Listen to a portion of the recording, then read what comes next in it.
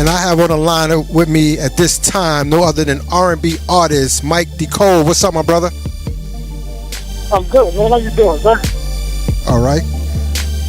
Glad to have you. Man, thank you for having me, man. I appreciate it. No doubt. So, my brother, what I want you to do is tell the listeners as far as where you from, as far as where you was raised. I'm originally born in Chicago, Southside Chicago, Illinois, but I've been in Minnesota since '95. I've been, residing in Minnesota, where Mr. Prince and Jimmy Jam and Terry Lewis and all those good artists come from, Exactly, There's some good names. Like I said, Minnesota, I know they have some good producers, good artists there from there, so definitely, no doubt. Oh, yeah, man. So, yeah. It's still a thriving, a place where music come from, Exactly. It's blown up more and more now. Exactly. So, I want to have, some of the listeners, some people know you, some don't. So I want you to actually go through, as far as starting off, as an artist. When did it all begin? Mm-hmm. And, bring us up, go back to when it began up until the current. Okay. Well, like a lot of people that's in the music business, it actually started back when I was young. Just like I said, from Chicago, that's where the root of it come from for me. Listen to the R. Kelly days. I'm a big fan of like Dave Halston from Blackstreet and things like that. That's who I model my music after. Like I said, R. Kelly, Donald Jones, type of big wigs that way. But as far as trying to go professional with it, it's just recently, probably within the last 5 years, I tried to go professional with it. I've been working and grinding, trying to get to that point. Like I said, here in Minnesota, that's why I really first time stepped on the stage. And, people feeling what I was doing, love what I was doing, and putting out the kind of music that I was putting out. It was like the first song that I had wrote, which is a song called Lost Without You. That did very, very well. I actually had some play over in the UK. Okay.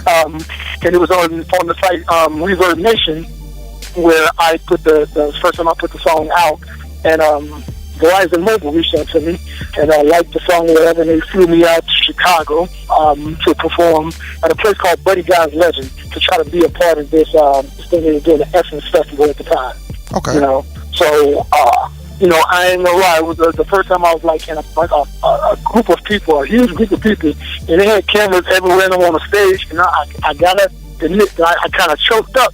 I got nervous when they had those cameras on me, and I forgot the lyrics to a whole song, man, and shut down and froze up.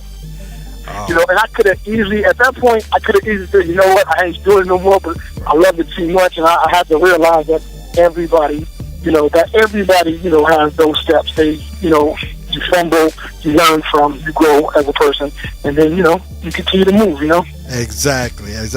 Like you said, that's what they call stage fright. But like you said, you kept doing it. And like I said, some people get discouraged and be like, nah, this ain't for me. I ain't doing it. So right. I'm glad, Right. And now, years later, you're still doing your thing. Yep. So.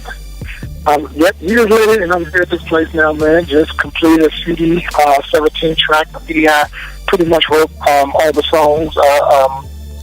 CD is called So It Was Written. I just released it the end of last year. Okay. So, and it's out and doing very well, man. And, got me a lot of attention and, and moving. Actually, a song that I co-wrote with a young lady by the name of Tamantha Lene. And we did a song called Where Did Our Love Go? That was number 2 on the UK charts. Oh, nice. Okay. Yeah, man. So it's moving, man. It's moving. Exactly. Taking it overseas, and so that's definitely a good look for you. You know what I'm saying? Definitely a good look. Yeah, man. It really is. Though I love, for my music to be here in the States and catch on and gravitate to a lot of people. But what we have to realize is that the music business, everything is so fast right now. So as soon as you put out a song, it's pretty much old. So it don't have that lasting time as it did back in the day when people used to vibe to a song for months, Right, exactly. So over there, I know, old cats like, Alexander O'Neill, and, they still over there getting money, still over there eating off of old songs. Exactly. So the music over there still holds. Yeah, so music still holds value. So that's what I'm trying to get, my music out there. Yeah, I'm releasing some stuff here but I want my stuff to have that long-lasting life, because it's kind of music like R&B, soul music is what I do, you know? Exactly, and that's how, and you know, I'm glad you brought it up. Like I said, a lot of the artists, not only R&B artists, but hip hop artists, go overseas and they love that sound. They, you know, it keeps going, and it's timeless. Yeah, man. What we call timeless songs or timeless music. You know what I'm saying? So, I'm glad you brought that up. So, yeah, man, definitely. So let me ask you this, Mike. As far as some people say, you sound like Sam Cooke, Smokey Robinson, Otis Redding. You have that soulful neo sound. Do you feel you have that type of sound? That I do, man. I definitely have to say, you know, I had to do the kind of music that was instilled in me. You know, it's the stuff that, you know, a lot of us, you know, around the age group that, you know, we used to our parents listen to, but they used to, you know, a lot of us was conceived doing, you know. Right. So, like, that's the type of music that was instilled in me. That's the music that you still hear it here and there, just not as much. You know, the music with the type of, that feeling to it, that type of storytelling and music compilation that's into it. Like, you know, it's not how it is. Like the music today, there's still some good stuff out there. Right. So I don't want to just feel like I'm bashing the new music, but majority of it is like so processed and like right now and it's going tomorrow, you know? Right.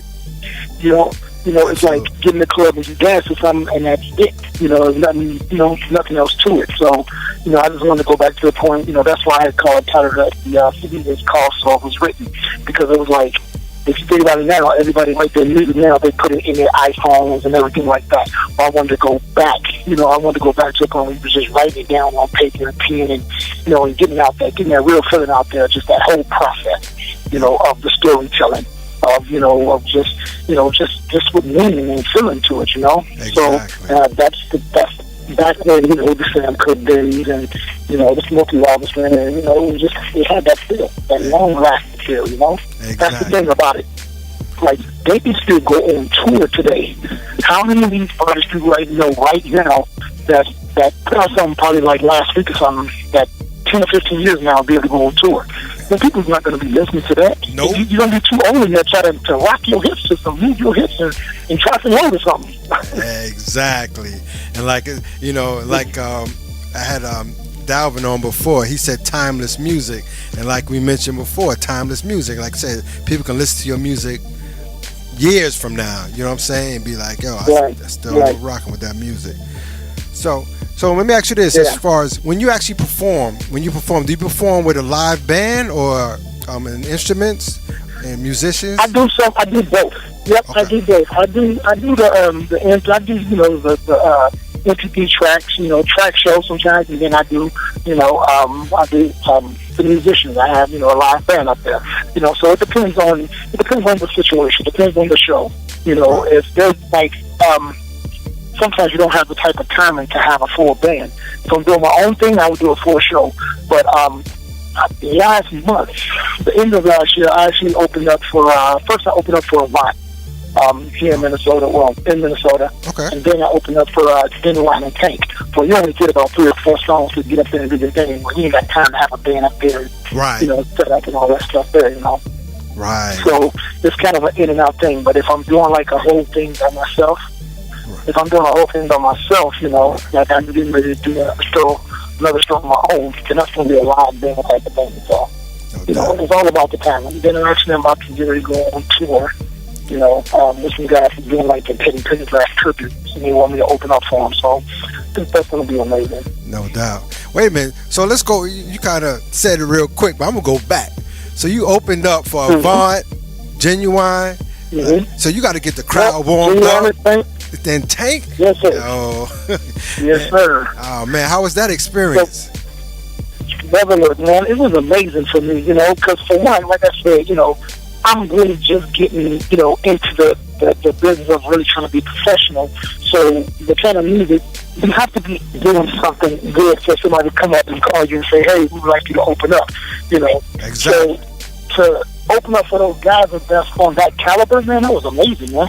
I enjoyed it. It was, you know, it was a humble experience, you know, for one, that when I got done or, you know, right before, because there was probably like 3 or 4 other artists that opened up for them, but I was the one that was like right before they went on. Okay. You know, So when I got done, and people came up to me and was like, "Yo, I love your show, love your voice," things like that. For me, I took that to the heart because I was at the point at one point, seriously, because I felt like I didn't want to do music because it wasn't that I didn't love music. It was the fact that I felt like the kind of music I do, people don't appreciate no more. Oh, right.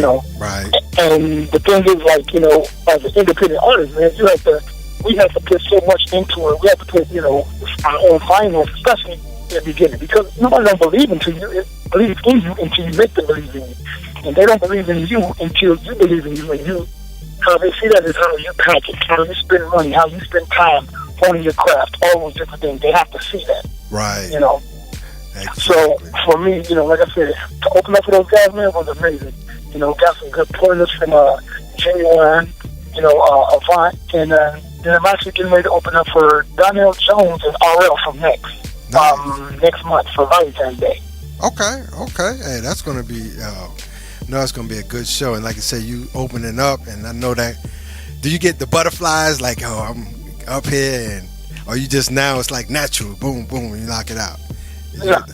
Always, man. I always get the butterflies in the beginning, but I think it's a real good thing, Right. Kind of keep you on your toes. But I think probably in the middle of the first time, it goes away, and then you're in tune with what you're doing. Right. But yeah, I get it. I always get those butterflies. So the crazy thing is, I used to get those butterflies, and it scared me.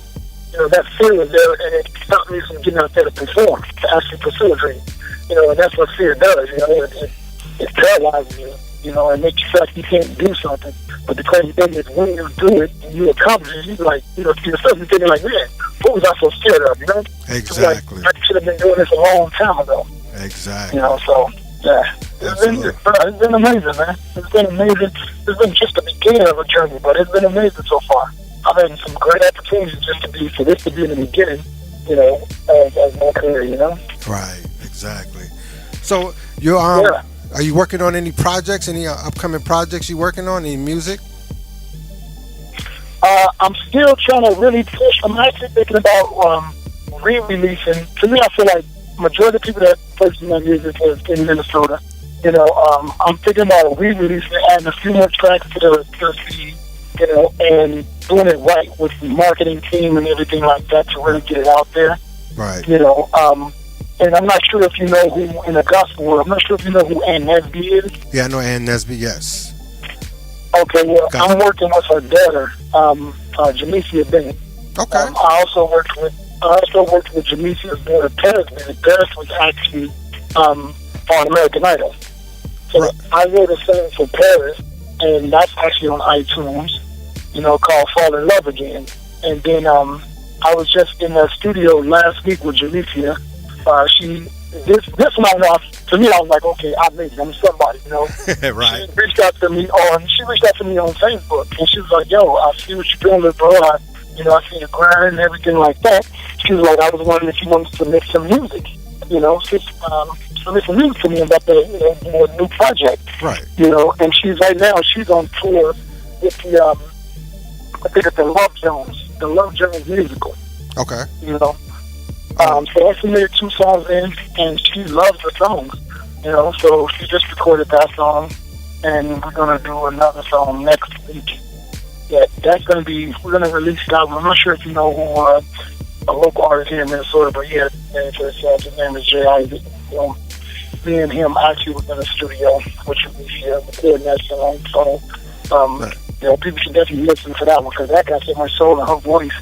That family, man, alone got so much. The vocal range on that family, man. It's a lot of young in that family. Right. Yeah, definitely.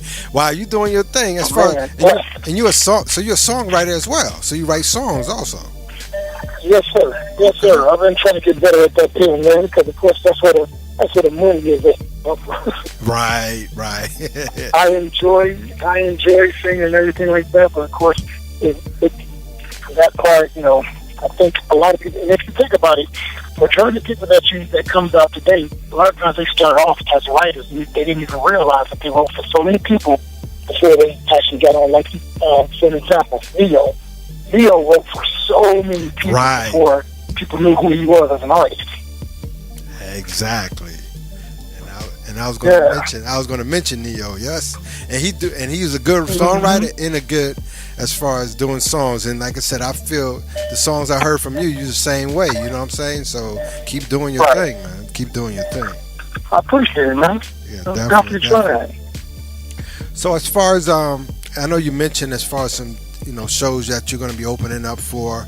Any as far as are you going to be like traveling to different states as far as performing, or it's going to be? I am. It's funny. I just got a call yesterday. It's supposed to go into like a 6-city tour, but it's a band out of Minnesota. Okay. But they do a Teddy Pendergrass tribute, and it's a really good show. The guy that's putting on the Teddy Pendergrass show does a really great job. But they actually open up for him, and as of right now, there's 3 cities, major cities involved right now. They're doing Wisconsin, and then they're going Milwaukee and Chicago. They're supposed to add on some other ones, supposed to be in like Miami, somewhere a few places down south. So we're still trying to work out the last little details on that. Right. But as of right now, it's supposed to be Wisconsin, Chicago, and Milwaukee. Okay. And I'll be opening up for those guys there. So, definitely if people, want to check it out, I'll definitely be opening up for them. Okay. Definitely. Yeah, man. So as far as any advice would you and I always ask artists this because everybody give different advice. Any advice would you give to the up and coming artists or songwriters that's trying to break into the business? Any advice would you give them? Yeah, I mean, honestly, for me, my biggest thing, because I still struggle with it at the time, is like, you're going to get discouraged. That's with anything that you do. You're going to get discouraged. But if it's something that you truly, truly love, just stick with it. No matter what, just constantly stick with it and get better at it. And for me, I think at one point I wanted to give up because I looked at it this way. At one point I was doing it because I was trying to be rich. And you just look at TV and you see that life. You see the celebrities living that life. If you're doing it that way and you're doing it to try to be rich, you're gonna lose love for it. It usually always happens. But if you do it because of when you first got into it, because of that feeling that it gave you, because of that happiness and joy that it brought you, then you're gonna always continuously continue to do it. Exactly. So whether you get paid for it or not, you're gonna do it because you love it just that much. Exactly. So that's what, anything that you do it because you love it. Not looking forward to payment from it. Because if you do it for that, then you're going to lose it all. Exactly. And I'm absolutely. And that would be my advice. Absolutely. And that goes for, and not just for like singers or artists, it goes for anyone. Like you said, everybody want to make that money overnight and think it's going to be a success. Then, like you said, they get discouraged and they ain't making the money they're going to make. And they get discouraged. Yep. That's it.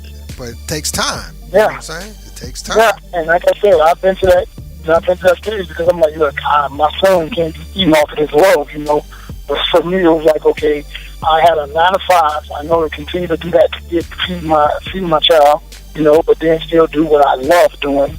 Everybody has to do it. It's a must. You have to do that. You have to do what you love doing. You have to do what you have to do to continue to do what you love doing. Absolutely. So, tell everybody as far as your social networking site, Twitter, Facebook, Instagram, your website. Let everybody know where they can reach out to you.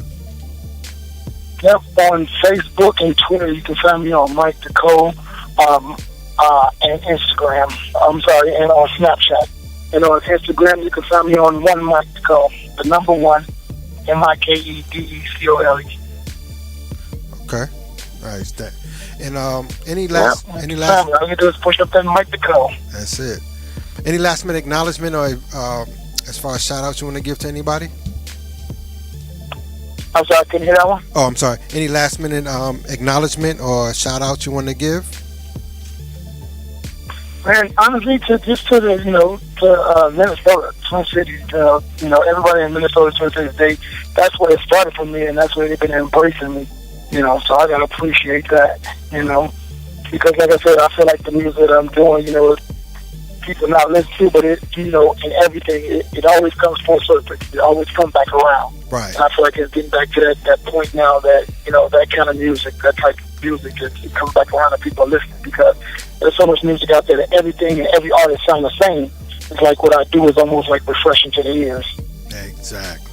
You know, so, you know, I just did because of, you know, I just did a show, the Martin Luther King tribute, you know, which was an amazing thing, you know, and I performed a song that I did called Pretty Enough, and that song actually won an award out in Los Angeles.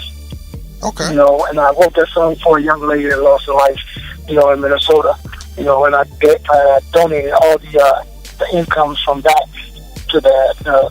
Her name was Brittany Clarity, you know, and she lost her life in a sex trafficking scandal that happened in Minnesota, you know, so, and shot a video for it. So, you know, if people want to go on to YouTube and type it up, they can check that out too. And I actually dedicated it to her, and you'll see her picture at the end of the video. So it's a great message, and, you know, nice. It's a nice song that people listen to and vibe to.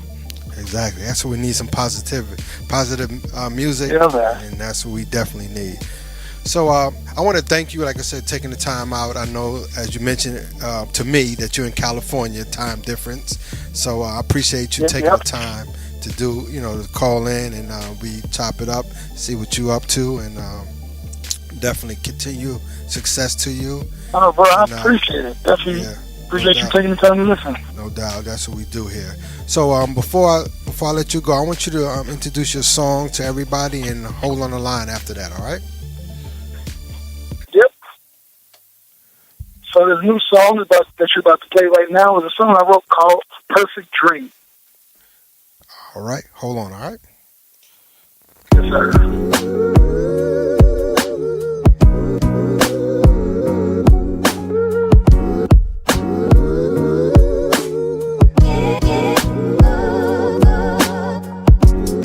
So much hate in the world, it woke me out of my sleep. I'd rather live in my dreams because there is so much peace. I dream of a better place where the language is love. Free from race, free from hate, free to love who you love.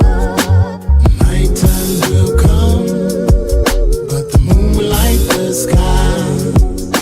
The world will keep on turning, and the sun will always rise. The grass is always greener, 'cause there is no other side.